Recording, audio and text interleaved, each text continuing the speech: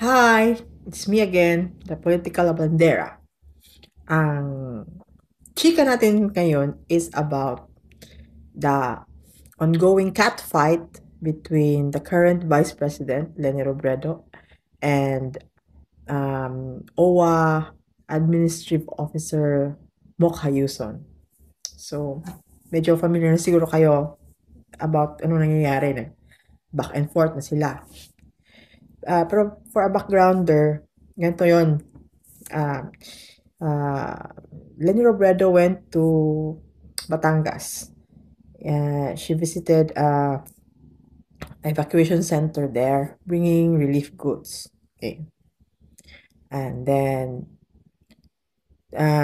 kasama niya media, mga photographers, kanyang entourage niya, and they were handing out relief goods. So, there was one picture where she handed a white sando bag to a evacuee. So that went, so yung mga pictures, okay.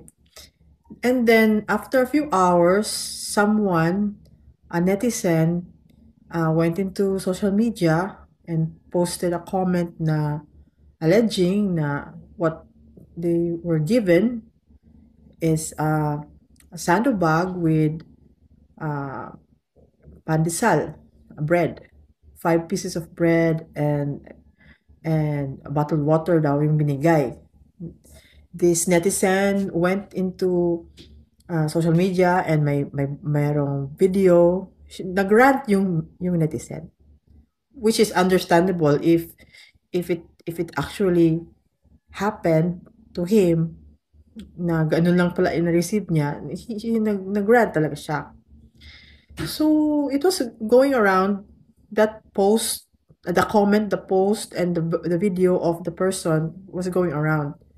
And then it happened that Mocha Uson siguro came upon it and shared it sa kanyang blog, sa Mocha Uson blog. And from there, that particular post of this person went viral because Mocha Uson blog is being followed by 5 million netizens. So, nag-viral talaga. As in, nakalat talaga. As in, kalat na yan. Doon na yan. The following day, what happened was, the camp of Leni Robredo and Leni Robredo herself issued a statement. Defensive mode sila, attack nila agad. Leni Robredo said that basically accusing Mocha Uson of doing fake news. Fake news tapos sumbatan ng sweldo sinisweldo nila sa gobyerno. Saying na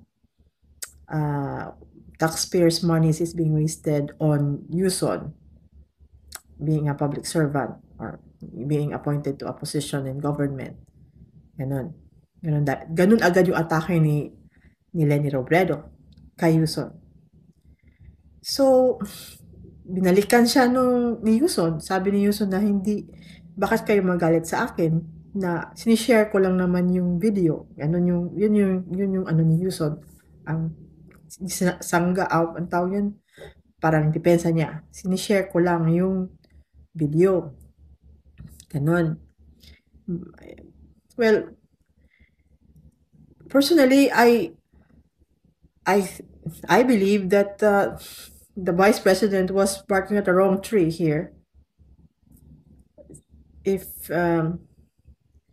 it were me in her image, taking care of her image, or PR consultant, or image, I was taking care of her image, ang atake sana nila ni Robredo was not ad hominem agad kay Mocha Uson. If they were thinking yung kanyang PR ni Leni Robredo, there is any PR practitioner worth his salt would know na to diffuse this and to make his or her client mabango sa public is through common sense and a little diplomacy. First, ang sinabi sana ni Leni Robredo, nagpasalamat siya kay Mocha Uson. Let's say statement. Thank you to Mocha Uson for pointing out the concern of this person. Ganyan. Thank you muna. Na-caught yung attention nila. Second, Leni Robredo should have apologized. We apologize for any inconvenience that had caused or any misunderstanding. We were aware that these were inside the packets, and due to the the urgency, maybe they didn't yung mga ganun na excuse na baka nagmadali, hindi lahat ng mga package na nalagyan ng yung sinasabi nila na 1.5 kilo na rice plus 7 canned goods plus biscuit plus noodles plus water plus so, and then third, ang sinabi sana ni Leni Robredo was in light of this, we promise to double our efforts in the relief operation. Had she done that, baka gumanda yung niya ba? Masalba-salba pa yung kanyang image ni Leni Robredo. If she were just magnanimous, hindi niya pinatulan si Mocha Uson. Kasi hindi naman si Mocha Uson yung original na nag-post. Bali, shinare niya lang. Dapat yung inuna niya yung concern nung netizen na yun, kung totoo ba o hindi. So kung totoo, dapat magpakumbaba ka na lang muna. Kasi magulo doon. Hindi mo talaga makontrol kasi may mga tao is nahirapan din. Walang pagkain, mga ganun, walang tubig, walang bahay. Kasi nga, pupuntok ng bulkan, so apektado yung mga tao doon. Stressed yung mga tao doon. Tapos kung bibigyan mo sila ng ganito, ganyan, para bang, stress sila. So, yun na lang sana. Kung sila ni Robredo nag-isip yung kanyang team, i-diffuse na nila at the beginning. Sometimes, you have to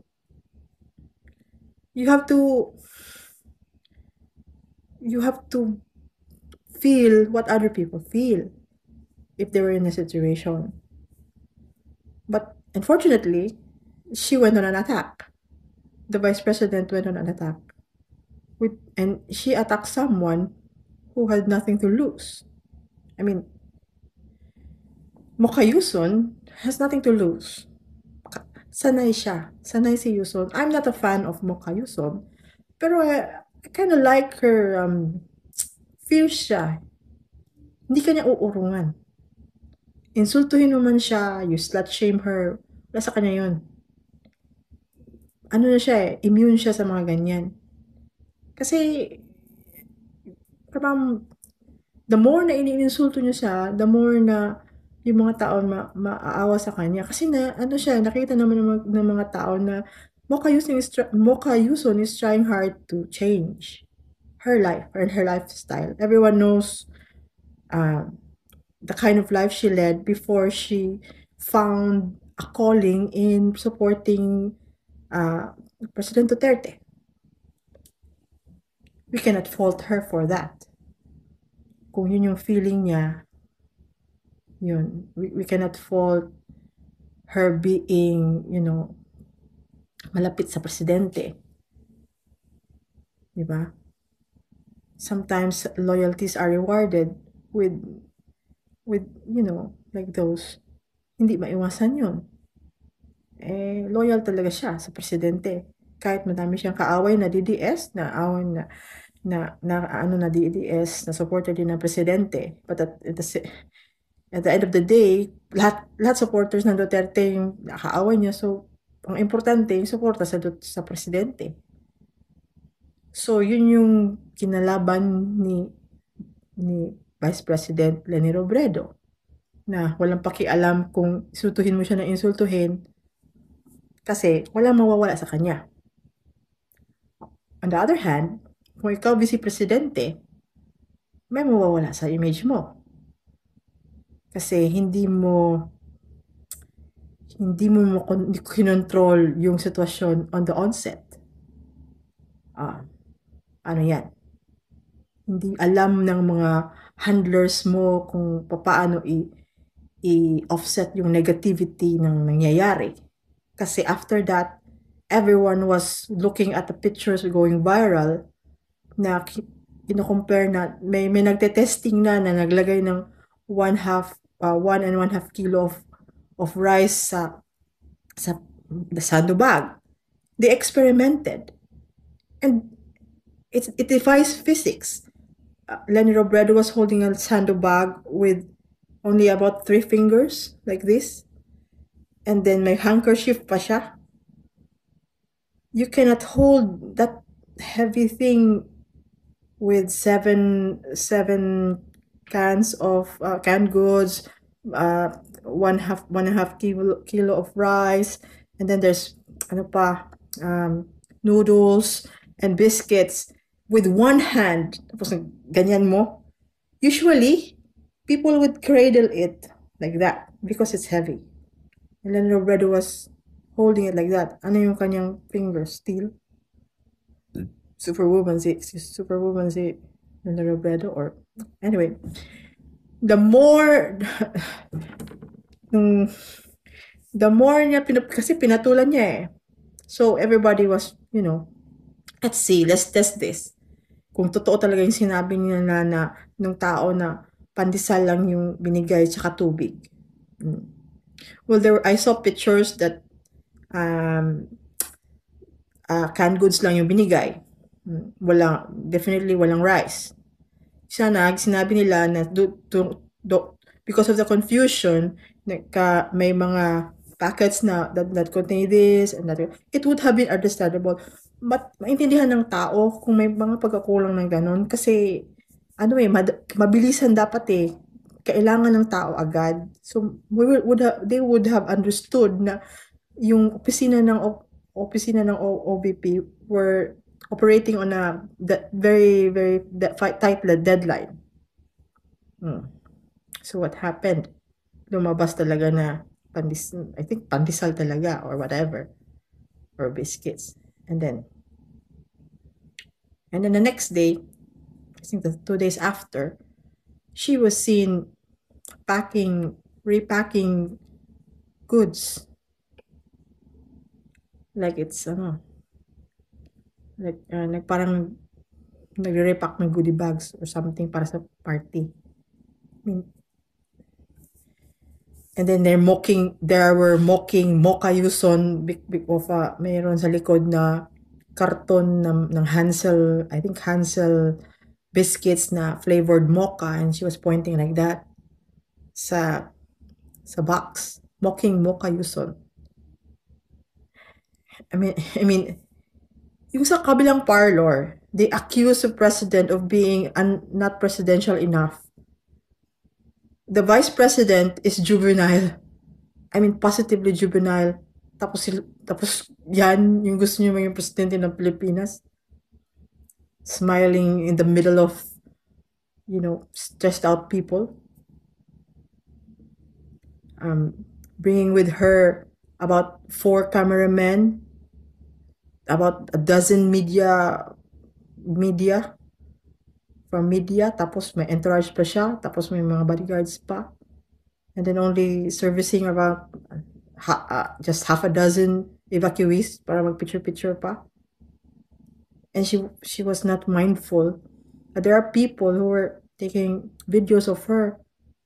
She practically, winakli niya yung babaeng matanda sa video na gusto sana siyang yakapin. Hindi niya. Parang, wag mo kong hawakan. Paano ganun? Tapos meron siyang picture na hinahawakan yung likod ng isang matandang lalaki. Nakaganon yung kanyang kamay. Hindi man lamang niya nilapad yung kamay niya, open palm. Nakaganon. Parang nanidiri siya, ayaw niya, ayaw ko. And this is important. If you're in politics, it's important. These are optics. Optics is important to any politician. If you have bad optics, you practice bad optics in politics lang ha.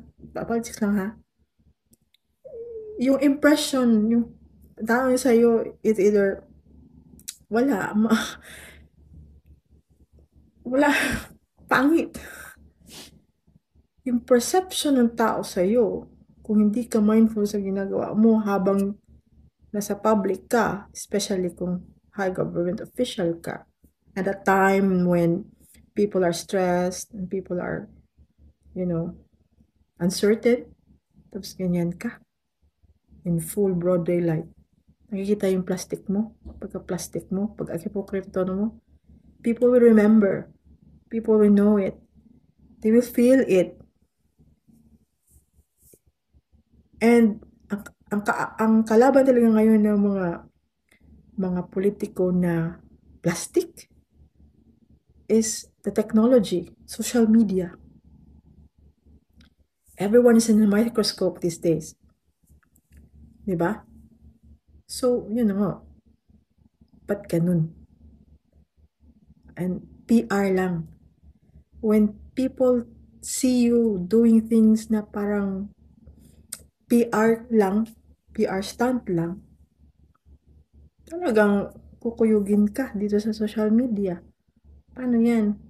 And you cannot blame people for bashing you for what you're doing because it's part of, the package of being in public office, being in the public limelight, being seen, having a position in government, doing things that people say, uy, ano, totoo ba yan ginagawa niya? Or para lang, para lang pakitang tao. Nowadays, people can distinguish it because it's so fast. The information is so fast. And information nowadays really so fast. As in, isang minuto, nag-post, the next minute, nandun na sa, makita na sa, mabaviral na yung post. So, yun nga. I advise, kung nakikinig man kayo, kung meron man kayong kilala ng Vice President, pakisabi sa Vice President na fire out niya yung kanyang mga image consultants tsaka mga PR maaligid sa kanya. They are not helping her. The image is, I don't know, yung mga tao lang siguro na sa kanilang parlor yung bilib na bilib sa kanya. While the rest of us say something else. We don't see the sincerity. We don't see the, we don't see it. She's not the presidential material, actually. Kahit anong sabihin, pag disente yan, my God. Between Mocha Uson and maybe a couple of women in the Liberal Party, Mocha Uson and hindi ko pa narinig si Mocha Uson na lilink sa may asawa, babae man o lalaki. Yes, she is liberated. She is ano siya sa kanyang sexuality. She's very open with her sexuality. Pero sa Liberal Party, mga doon, like example lang, Lela de Lima. Okay. Siya mismo, si Lela de Lima umamin na nakiapid siya ng laing ng may asawa. Tapos yan yung disente sa kanila. Ganyan na klaseng babae. Kikiapid ng may asawa. Disente. Ibang description ng disente sa kabilang parlor. Sige, yung disente sa kabilang parlor, ibig sabihin immoral sa atin. So, ang immoral sa atin, disente sa kanila. So, hindi ko alam paano nangyari yun. Anyway, yun nga. Sana hindi na lang pinatulan ni Vice President si Mocha Uson. Ngayon, I think if I have read it correctly, babalik daw sa Batangas si Vice President Leni Robredo sa Tuesday, January 21. Kailangan pa niya i-announce. Ibang klase talaga ang kanyang PR team. Madam, fire them. They're not doing you any favors.